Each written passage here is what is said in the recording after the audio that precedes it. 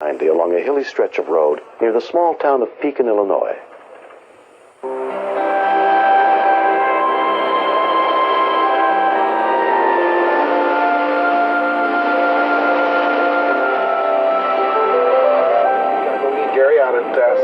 EMT Steve Thompson and his partner Mike Ersogovich were on their way to meet another ambulance crew for a dinner break. We were headed southbound on Parkway Drive, and there's people coming home and going to work at about that time. So there was a lot of heavy traffic.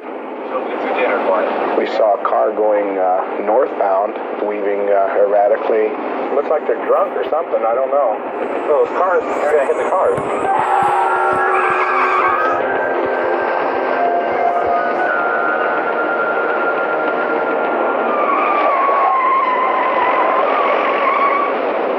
After we passed it, I looked in my mirror, and I saw it drifting back across the roadway.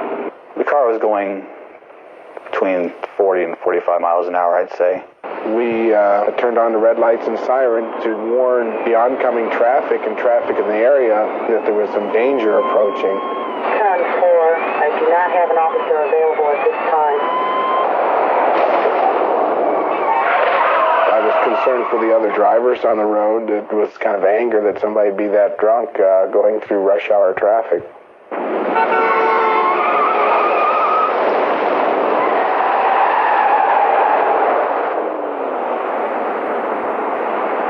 EMT Tom Siren and his partner were also heading south on their way to meet the other medic unit. When I first saw the car, there was that guy running next to it. I just figured he was trying to get back in his own car, and it took off from him. He just started down the hill and picked up so much speed that he didn't even have a chance of catching it. See anybody in that car? Man, can you believe this person? I wasn't able to tell if it was a man or a woman. I just saw somebody slumped over the steering wheel. Okay, go ahead and turn around and chase him. And we turned with lights and siren on it, and we pretty much had most of the traffic stopped in both lanes of the road.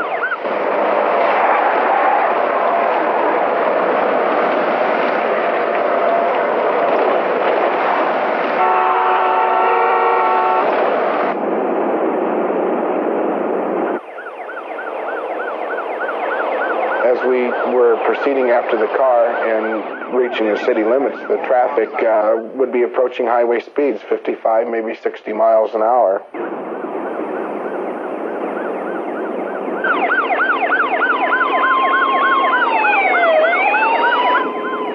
I knew we didn't get the car stopped before it hit the curb. It would probably run off the road and strike a tree. We hit the air horns several times to try to get her attention, try to get her to wake up and look over or something, but never could.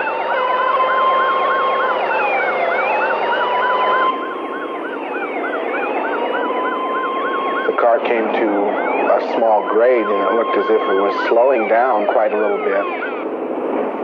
Okay, get ready to slow down. It went through my head. I go, you got to stop the car. This is what you got to do. You got to jump out. You got to run after this car and stop it.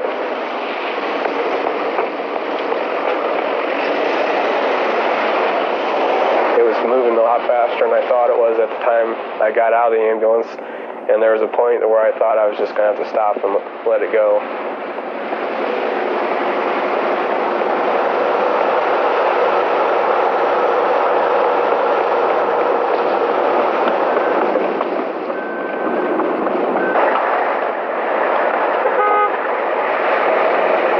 I was concerned about my friend Tom. I felt compelled to help him in whatever way I could. Tom, there's a baby in the car. We had no idea up until that point that there was anyone else in the vehicle, especially a small child in a car seat. Be careful, I'm going to throw it and park on 3. 1, 2, 3. She was indeed in an unconscious state. Once we saw the driver of the car, we knew it wasn't someone intoxicated. It looked like a medical problem. You take a ride with me? Huh? The child was looking around, had no idea what was going on, had no idea that he was in any kind of danger or that anything could happen to him. Mike took care of the patient, took her vital signs. We We didn't have any idea what was wrong with her. We thought she might have been diabetic and had a reaction.